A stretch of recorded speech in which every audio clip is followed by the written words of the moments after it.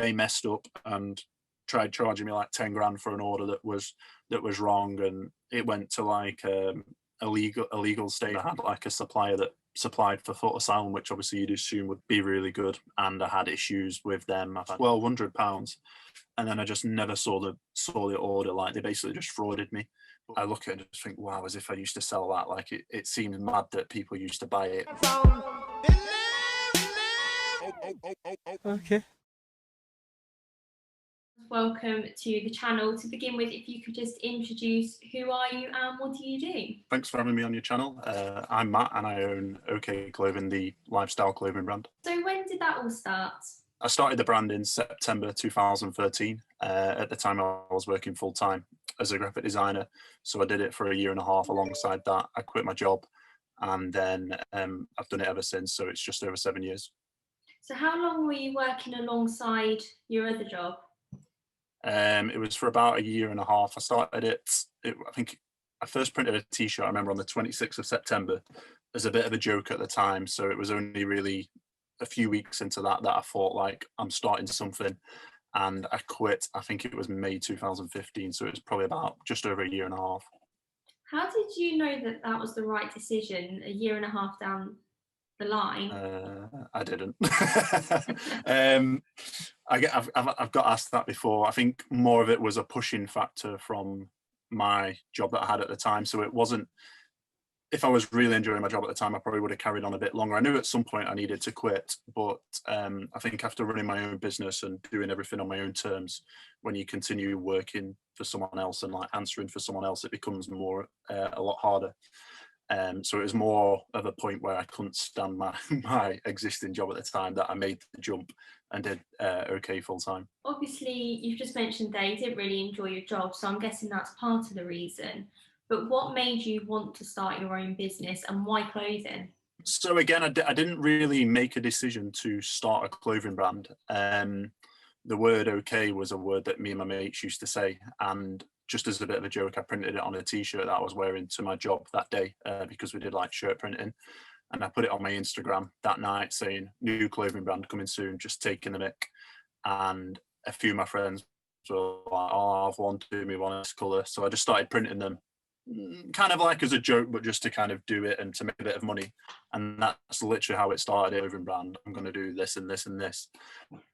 I just kind of printed it, made a bit of selling them for like a tenner at the time on really poor quality, printing them with a vinyl, and I just kind of went from there. And then as it kind of progressed, it just made sense to kind of keep taking the next step, and it slowly kind of, that became my job almost, but I didn't decide, right, I'm going to do this. It's funny how you always, like, you fall into things, not necessarily plans it out, and I think quite a few people who I've interviewed say the same sort of thing.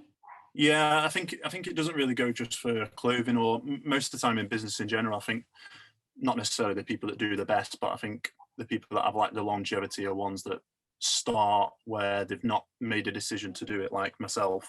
They've just kind of fallen into it, noticed or realized that they're quite good at it, and kind of gone from there, and it becomes like their passion and something that they love. I think that's from a lot of clothing brands and owners that I know, because I follow quite a few on my Instagram of people. They seem to have started the same way. They've done something similar where they've set up a clothing brand, not really knowing what to do, learn it as they've gone along, and that's it.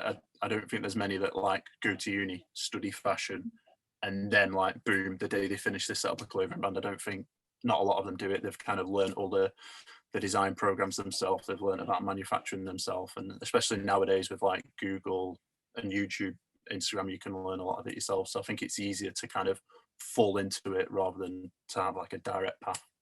Were you ever nervous that you didn't have experience in clothing? Not really, because again, I think if you was to try jump and start a brand like mine now, at the stage I'm at now, it would be scary because I don't have the experience. I didn't have the knowledge at the time to do it. Whereas when I started, I worked at a motocross graphics company, and we used to do like shirt prints. So like, for example, with football, where they have like the name and number on the back, we used to print that. So my first logo, Howard, so you kind of like put the vinyl on and heat pressed it down and did it that way.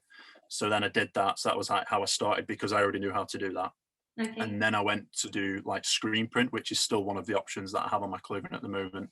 Outsourced it to a company, but I was just using standard t-shirts. So t-shirts that I was buying for like a wholesale company, which were like Gildan or American Apparel, so they didn't have my labels in them or anything, and screen printed them. And then from there I went to like cut and sew, which is like full custom. So again, because I've kind of learned as I've gone along, you just slowly transitioned. So if the person from 7 years ago was to try and jump and manufacture the way I do now, yeah, I wouldn't have a clue and I would be scared. But saying that, at the same time, probably when I made the jump from vinyl to screen print, I was probably scared and felt like I didn't know what I was doing. But at the same time, you just learn as you go along, because in reality, you have no choice otherwise.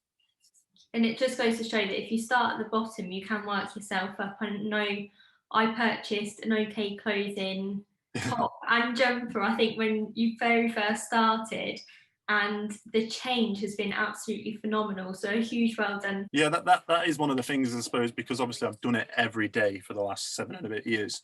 You don't really notice the progression so much. Whereas like when you contacted me to do the interview, like I kind of remembered the name. Like there's so many people that have obviously bought and promoted for me and stuff, but like because it's just myself that does it, like key names and stuff will stand out, and I recognize like repeat orders of customers and ambassadors. And yeah, it's quite interesting. Like I was saying, like if I look at it now compared with when I first started, like for example, when like my memories come up on my Facebook or Instagram, I look at it and just think, wow, as if I used to sell that. Like it seems mad that people used to buy it. But again, at the time, that probably to me would have seemed like quite good quality. It would have seemed like a good design. Whereas now I look back and I just think, oh my God, like it's almost embarrassing. But I think there's a saying in it, something like, if you're not embarrassed of your first product, then you waited too long, which I think is pretty true. That is pretty true. Starting in sort of 2013, that was around the time where a lot of Instagram brands, if you want to call them, were also starting. Did you find that difficult, having the competition, or was it having the backing of your friends, like you say, that helped? I think nowadays it's a lot harder to start because there's so many on there. Whereas I find it quite interesting that you asked that, because to me, at the time, without realizing that, I feel like there wasn't really that many brands, not like on Instagram, but there just wasn't that many clothing brands about at the time. Like the key players were like the main ones that you saw in Foot Asylum. So like within my industry, it was kind of brands like Six Silk, Good for Nothing, and then like brands like Jim King were just kind of starting out. But I think it was quite easy. Looking back, I wish I would have made more of it at the time, because it seemed really easy in comparison to now. But yeah, I kind of started by, like I said, I posted it on my personal Instagram. So people would buy based off my personal Instagram and my personal Facebook. And then obviously I set up an Instagram and a Facebook for Owkay.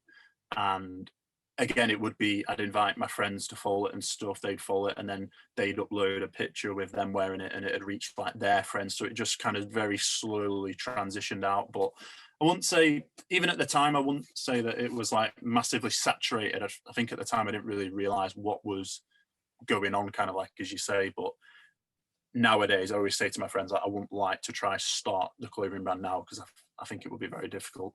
Do you think that having the ambassador program helped? Yeah, massively. I think that's one of the, not like something that sets my brand apart. It kind of does, to be fair, from others, but I know that it generates quite a lot of the sales. And like yourself, you would maybe have bought something promoted and you're a bit more intrigued to buy something else. Like I think it does work. It creates a bit more of a community to the clothing brand. Whereas one of the things when you said about when I started up, there was a lot of clothing brands that I used to like go on other clothing brands' Instagrams every day, like watching them, like quite an unhealthy habit. So I think the more you have like a bit more of a family and community feel to your brand, and your customers feel more involved, the more kind of longevity you'll have, because it's quite easy nowadays to, well, it was back in the day, to put a logo on a t-shirt, sell it for a bit, but then it does kind of fade out unless your business is taking like progressive steps every year. The quality is getting better, you've got more people wearing it, celebs and stuff like that. You do tend to just kind of either plateau or drop off. And the ambassador program is obviously something that I've done the entire time. I don't think it's something I would ever get rid of. I think a lot of brands get to a certain scale and kind of feel like they don't need that anymore. Whereas I always say to my friends, like, when business is slow, I can always rely on like my ambassadors to be the people that are, you know, just continuously buying and stuff like that. So it works well from a brand's perspective in the sense of always getting the name out there and about, and also the kind of continuous sales. It's like that support network around Yeah. you. You mentioned that you run the business on your own. Do you have anyone working for you now? No. Really? The only time anyone ever helps is like if I was to go on holiday or something, and then to be fair, it'd be either my parents or my brother or a friend will step in and kind of, but they, to be honest, just do the orders and do stuff that I can't do, because like you'll know, obviously you can work on a laptop from anywhere. I can handle the social media from anywhere.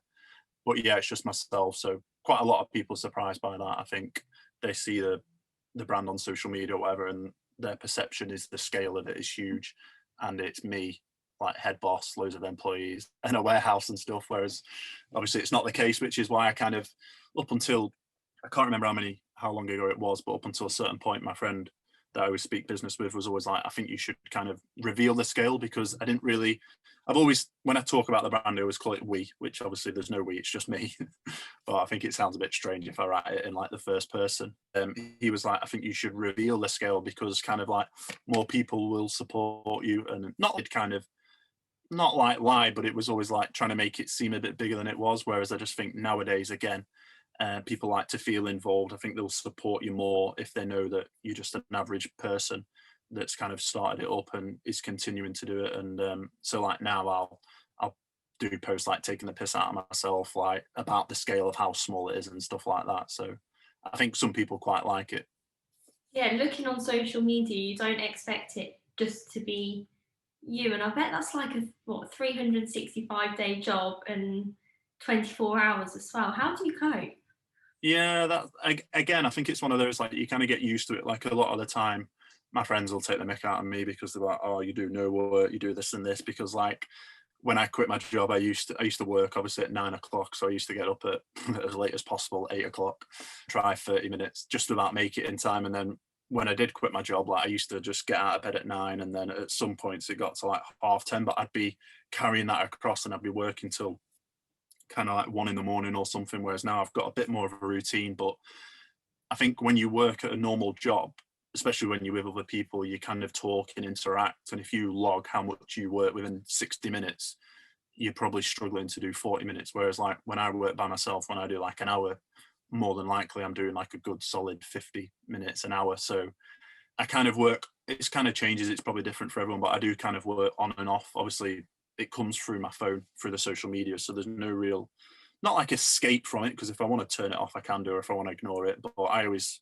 just kind of like my motto, like if someone messages or whatever, I always reply straight away, no matter what time it was. I remember when I used to work my job, I'd obviously work till 5 p.m, get home, do a bit of work, go to the gym, come back, do some work till 1 o'clock. And if someone messaged me at midnight saying like, have you got this in stock, like one of my friends, I'd get up out of bed and go check. Like I've always just had that approach of trying to have like really good customer service, try to do everything as fast as possible. And that's kind of carried across now, but I am a bit more easier on myself in the sense of like at weekends I will switch off from it a bit more. But at the same time, I think when you have your own business and it's your kind of reputation on the line, you can never switch off, whether you go on holiday or wherever it is. You're always thinking about it. Would you say you work harder now that you're working for yourself, as opposed to working for someone else? When I worked for the other company, I started out like, I was a graphic designer, so I didn't really know how to design. I learned how to do it about a week before on YouTube before I went to my interview. And then I just progressed through the ranks, became the head designer there. And then I couldn't really progress after that. And then there was changes that you could make to the business that I kind of suggested. And there was like, I had like the knowledge and the stuff to kind of back it up why it would work. And they didn't really listen. So I found that quite hard. Whereas I think obviously when you work for yourself, you make the decisions. If something goes well, it's like fair play to yourself. Whereas if something goes wrong, it's you've only got yourself to blame. But I think I was always quite motivated to work, even when it was for someone else. But I think when they don't listen and you voice your opinion quite a lot, you do lose the motivation. I think that's why I kind of quit my job, because I just wasn't happy, because I could see ways that the business could be better or whatever, and there was no way to make that change, no matter how much you said or proved it. Whereas obviously in your own business, if you cost yourself money, you don't tend to do it twice because you're out of pocket. Would you ever employ anyone else, or is the plan just to leave Yeah, it? just keep going with myself. I'm not too sure. I think it's one of those, like, if the business all of a sudden boomed overnight to the point where I needed help, I would definitely do it. I have that discussion with my mates who have their own businesses, and I always think that I'd struggle to employ someone because you're never going to find someone that works as hard as you because they don't have the same interest in it as yourself, because it's my business. So I think that would be hard, but I probably obviously wouldn't know until I do it. But I'm quite happy just doing it myself, to be fair, as long as it is reasonably manageable, because it is online. Like, you can process quite a lot of orders in a short amount of time. So as long as the amount of emails that I get doesn't get out of hand, it's not too bad. On the days where I get a delivery from overseas and it comes on like a 26-ton lorry, that's sometimes when I wish I did have staff, but it's just, you're just set in for a long day. It's usually a minimum of 2 big orders from Turkey. And then I have a UK supplier which does like my staple pieces, and I usually order from them every kind of like 2 months or something, depending on demand. And then I have another UK supplier that lives local to myself that manufactures my caps, sorts my stickers and my backpacks and things like that. So that could be when I'm busy every couple of weeks or every month or something. That was going to be my next question, actually. Do you have different suppliers depending on what item it is? Yes. So when you go into like full cut and sew, which obviously means like you're choosing the fabric, the weight of the like every little detail, that's kind of what my overseas supplier in Turkey does. And then there's certain things like the caps that you don't need to go abroad to do. So it depends on how quickly you want to turn them around, what the requirements are of the garments and stuff like that, and then the pricing and stuff like that. So I have a UK supplier, which is again a guy that I know through, I used to ride motocross with him, who lives about 40 minutes away, my UK supplier. And then I have obviously my one in Turkey, which is the main on my Instagram, like the big lorry arriving, and that's like the spring summer collection or the autumn winter one. And I bet that's probably a lot of research to find the different suppliers. I think that's what a lot of people assume as well. I'm not sure whether a lot of it is research or a lot of it is, well, for myself, was finding a contact, been happy you found them, used them, and then realised that they don't stick to the word, or they just make too many errors. And it's basically like trial and error in the terms of suppliers. Like, I've gone through multiple suppliers, and my overseas one now is I would say the best one I've had. I've done about 6 to 8 collections with them, I'm not too sure, but beforehand I had like a supplier that supplied for Foot Asylum, which obviously you'd assume would be really good, and I had issues with them. I've had issues with the one falling, and I think that's one of the main struggles with starting a clothing brand or something where you produce, is finding a reliable supplier. And a lot of the time it's just trial and error, as much that hurts your wallet. Yeah, I was gonna say. Yeah. How do you cope with that? How do you get through that and persevere to find the right one? I'm trying to think. So again, it's a bit different. When I first started, when I wanted to find a screen printer, I spoke to the person that owned the company that I did, and they recommended a screen printer, so that was sorted. And then I used them. I basically just used suppliers until they made a big issue, and then made the decision and went somewhere else. So like the pattern kind of goes: found the supplier, used them, they were fine. And then I used to tell them like the logo is 260 millimeters, like it's been since day one. And they did it one time and it was super big, and it like went, so on an extra small t-shirt, it went like all the way around almost. And I was like, what, how have you done this? It says like the dimensions. And this is where I end up going on a big rant. And they were just like, oh, we just did them the size we assumed. And I was like, I don't know if at the time I was like, right, I'm not paying for them, but I was like, something needs sorting. And I think they reprinted some of them. So I sat them off, went to my next supplier, and I think at that point I contacted another clothing brand which was at a similar scale to mine, like very small. And I didn't think they'd answer, or I didn't think they'd tell me. And I just said like, hey, I love your stuff. Who do you use to make it? And they straight up told me who they use, which to be honest, I wouldn't do. And I actually used that supplier. That was my UK supplier for multiple years up until last year when they stopped doing it. So that was that. When I made the jump to cut and sew, which is the hardest one, because you have a lot of like Pakistani companies and companies on Alibaba where you write down what you want, or I can't remember how it works. Have you heard of Alibaba? Yeah, I have heard of Alibaba. Yeah, you go on there and you look at like joggers and stuff like that, which is another one. I did do that, and I think they posted like pictures of what they can do, and you find the best supplier, and I paid them, and I got like a load of joggers made. My first ones, they were like a skinny fit jogger. Like looking back again, like you said, like they were terrible. The quality was terrible. Like the fit was terrible. I didn't even tell. I just said like make extra, like small to extra large. Like, I didn't have any say in the size or anything. It seems mad looking back, but they did it, and I paid £800 for the sweatpants. They sent me a sample. I went ahead, I paid £800. I received them fine, but they came with like the drawstrings were like the different colour, and the ends were wrong, and I'm quite particular. So I said like they were wrong. Like, oh, we'll sort them for the next order. I placed the bigger order. I think it was £1,200, and then I just never saw the order. Like they basically just frauded me. But because I paid, they said like, I think the first time I paid through Alibaba, which was like the platform. They said like, oh, just bank transfer it. And again, like one of the lessons you learn, you trust people. I was like, no worries, paid the amount, never heard anything, emailed. They're like, oh, it's been shipped. Like just basically just lying to me. And so I lost all that money. And obviously at the time, because I was working, like I'd obviously saved for months to buy that. And I was like, wow, like that's so many months' wages that have just gone. So that really got my back up with suppliers in the terms of trusting them and taking their word. That was that one. And then I found my cut and sew supplier because shouldn't say, but one of my mates knew a guy that worked at Foot Asylum, and he slipped me their supplier.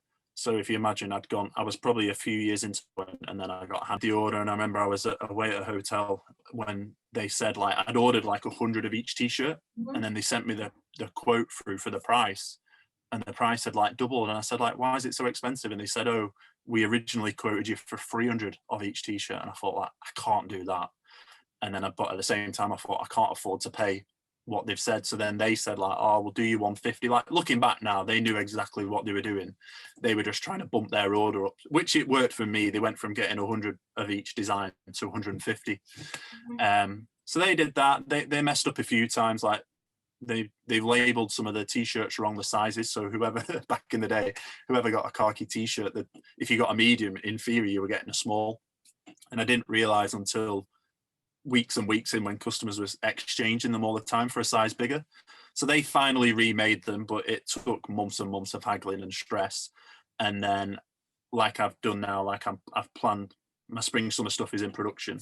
I sent them all my tech pack, and they were ready to go with like a winter collection in, I think it was 2016 or 17, and they just never replied. So I had like my collection ready to go. I was ready to pay. I'd done all the samples, and they just never replied. I think because I was a small brand, the amount of money that I was paying for an order in comparison to like say Good for Nothing that was in Foot Asylum, they just couldn't be bothered with me. But I would have liked a bit of a heads up. So I was pretty stuck at that point, and I found my next supplier they'd been emailing me all the time, like every couple of months or weeks, and I just kept ignoring it. But they were like, we're an agency, we're based in Manchester, we do this. But because I had my supplier, I never replied to them. Whereas when they kind of sacked me off, that was the first one I went to, and I had a good relationship with them. But again, they messed up and tried charging me like 10 grand for an order that was wrong, and it went to like a legal stage where it got passed over to a credit control company that were ringing me like saying that I owed 10 grand, and I was like, I don't, I owe 1,200. Or like, again, like not a lot of people know that, so get like an exclusive here. So just stuff like that. Like it was always the supplier would mess up, and that would be the point where I was kind of forced to switch, because when you do switch suppliers, obviously you've got to learn to kind of like communicate again, build up the trust. You've got to send them all the sizes. They need to learn the fabric sheet. Like there's a lot to it. Whereas like with my new supplier, I do my tech pack and I'm like, do these shorts and t-shirts, same fabric you did this one in, and you know, they know exactly what to do, and it is a lot easier. What's the biggest thing you've learned? I was always nervous to get asked a question like this, because I don't think I can answer it in one. I'd probably say like within business and stuff, like never trust, it sounds bad, but never really trust anyone, never trust other companies. Like always go with your gut as well. Like a lot of the time you'll have a small thought that this is going to happen, and usually that is the case. Like there's always like a feeling inside that if something doesn't feel right, it usually isn't. But in terms of having a clothing brand in general, I think again, like a lot of the time, the reason that I set up the clothing brand was because I wanted to sell clothing that at the time I didn't think was like massively available. So well, I used to shop in like Topman and River Island, and it was either fully plain like a white t-shirt, or it was like a big logo or a big picture, and I kind of wanted something in between. So I did that. So I think one of the other bits of advice is always to kind of make garments and clothing and items that you would wear yourself, because not only will they sell better, you have more kind of faith, and you're a bit more prouder when you promote them and stuff like that. So I find a lot of the time I'll produce like a range, and I'll have like certain pieces that I like most. So when they say, "Oh, send us what you want," I always send them the best bit, the things that I like. Yeah. So then more people see them. I tend to post them more on the social media, and they always tend to obviously like sell the best. And then the items that I was like, well, I'm not too sure, but I do go ahead with it, always most of the time turns out to be the ones that don't sell as much. So again, I think trusting your gut and doing that, and that goes for everything. Like, you get a sense when you work with celebs and athletes and stuff, like you can tell just by the way that they speak to you, like the way that they reply, how they're going to be. And a lot of the time, like I've said like, "Hi, I'd love to work with you, blah blah blah blah, big thing," and then some are just like, "Yeah, size small, this is my address," and like you just think, what an idiot. But you still, I've still sent it. Whereas now, I think a lot of the time, if someone said that, I just kind of like not reply and be like, because I think if someone reaches out to offer you something, you should be like, "Thanks a lot, how are you?" It doesn't take a lot, and I think you just pick up on very little things like that. And because I'm quite analytical now, like I think it's hard for me to give that advice, because I do it in every part of my business. It's hard to really pick out like a key thing, because I was going to say the last time I made a big mistake was a long time ago, but it's probably not. That probably comes down to the customer service side of things, because by replying and saying, "Oh yeah, thanks very much," that's just general people skills, customer service, which a lot of people don't necessarily have. Yeah, I think that's one of the other things as well, is like I'll notice a lot of brands, like I still go on certain brands' Instagrams and stuff, but a lot of them will pop up as like sponsored adverts on my Instagram feed, so I'm not choosing to see them, it just comes up. And a lot of people, customers or people that follow their brand, will kind of write like negative comments and stuff about the brand, kind of stuff like, "Hi, I sent a return 2 weeks ago, where is it?" And like if someone messages me that, like as soon as I see it, I'll probably reply on the comments so that other people can see it. Whereas you see a lot of brands, they basically just flat out must ignore what the people say, because there's someone handling the social media. Like most brands probably don't have the owner like myself doing it. It's a social media person that's employed. But I just think like when you do that, one, you're leaving money on the table, because like other customers will see it, potential customers, and if I saw it, I'd be like, "I'm not buying from that brand." And then you're obviously straight up ignoring the current customer that you've got. So I mean, I can't really understand it. Whereas I think maybe, like you said, you've either kind of got it or you've not. Like if you're quite polite to your customers and you've got their best interest at heart, and if there's an issue, you'll go out your way to sort it out. You kind of have them people, or maybe you have the brands that are, or the owners that are a bit bigger, and they're just not that, they just must not be that bothered, or they don't see it. Either way, it's a bit of an issue, I think, but that's up to them. It's up to them. Hey ho, make you more successful. Yeah, I'm always just tempted just to comment on it and say like, just check out Owkay then. Where do you see Owkay Clothing going within the next 5 to 10 years? Yeah, see, that's a tough question as well, because again, I think when you start, like a lot of people have like a bit of a plan of what they want to do in like 1 year's time and 3 years, whereas I've always just kind of gone with the flow. I think as the business as it's progressed, obviously quite gradually, I hope it just continues to be as busy as it is, bringing out kind of slowly, just bringing out bigger collections, a bigger range of products. Like I've started doing collabs with other brands, which I've quite liked. Just done because it's quite motor based, because I started it around motocross riding. I've just done a collab with a motocross glove brand. I'm sorting one out for a motocross kit, so like the jersey and the pants that you ride with when you ride. That's coming out soon, so I'd quite like to continue doing collabs with other brands, obviously not like clothing brands, but brands that allow me to offer a bit of a wider range of products. Yeah, so I think it's just more natural. I'd just be happy like with a more, I'm not like after like a figure, or like I want someone of this wearing it, or I want to be doing this. It's just more like this year I made a getting like having like a studio shoot, which I found was just looks a lot more appealing. The quality's a bit better. It's a bit more interesting. And up until last year, so I've pretty much done 7 years of just studio shoots. And like, do you know what I mean? Like a light bulb, like my mate was always the one hounding me, like, oh, you need to do this, you need to do this. And that's what made me do it. So I suppose there's little small changes like that, obviously, that I feel that the product's always getting better. The details, like the trims, like the drawstrings, there's all different things. Like on the new collection, I've got like just little things that probably bore you, like a little rubber badge on the back. So there's more branding, just little things that's always taking the brand to another level. Obviously increasing the ambassador program, maybe bringing on more athletes in the sense of like sports like motocross and BMX, and then continuing to work with influencers and stuff like that. I think I'm quite happy with where it's at. So if it just kind of continues to keep progressing, that's my kind of vision, rather than being like, in 5 years, I want a warehouse, I want a unit and stuff. Like, it doesn't really do anything for the brand. Like behind the scenes, the customer doesn't make a difference. I don't really aspire to be in any shops because like I've wholesaled before, and I don't like losing the control of someone else selling your product, and I don't like the payment terms and chasing people to get paid for t-shirts and stuff. It's not for me. So I know a lot of people want to be on like ASOS and Foot Asylum and stuff like that, but I'd be happy increasing like the direct to consumer, obviously just selling through my website, and just like you said, like increasing the more people that see it, the more I sell, and then also just increasing the quality of the brand and everything that goes with it. So for people who are watching this, if they haven't necessarily heard of you, where can they buy Owkay Clothing?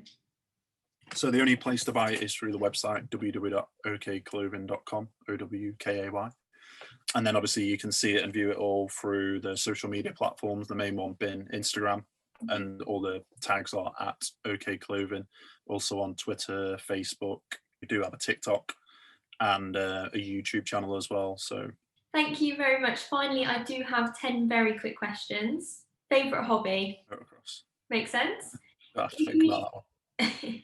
If you could change the design, as in the logo, from the start, would you? Yes and no. I always want to, like, I like the brand like All Saints, where it's very subtle. You might not get a quick answer. And obviously they just have like a little emblem, like the ram skull. And I've always struggled with mine, of like the only real emblem there is like the OK symbol, but I think it looks super cheesy. So I always wish that I maybe would have done something that had more of like a stronger emblem that could be used when I want to do more subtle pieces. But again, after 7 years, I still don't know what that would be. So I'll say no, stick with the standard original logo. It has changed since I started a tiny bit, but it's pretty much the same. One tip to grow your social media following? I'd say probably engage with people similar to yourself. So if you set up a clothing brand that's like a fishing clothing brand, like comment and interact with people that do fishing, not people that are into like football. Like that's one of the things I wish I would have done a bit more as well, is I kind of started within motocross and veered off and just tried appealing to everyone. Whereas I think now a more niche brand, a more niche message would work a lot better, because again, you've got a bit of a stronger small community rather than trying to be a small part of a big one.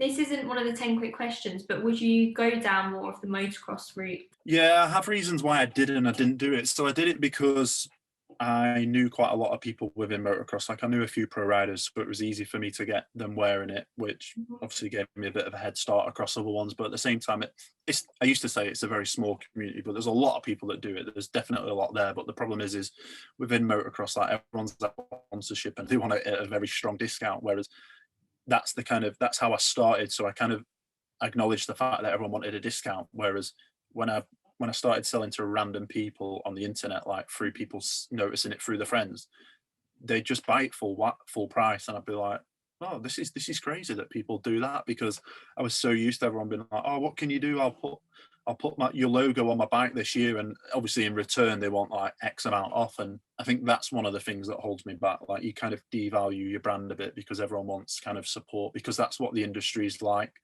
Like it's a lot of free product in return for this, discounts in return for this, even if they can't really offer a lot to you in return. So a part of me would want to do that, but then knowing what the industry's like, I do prefer to sell to a general person and make a better margin. I don't blame you.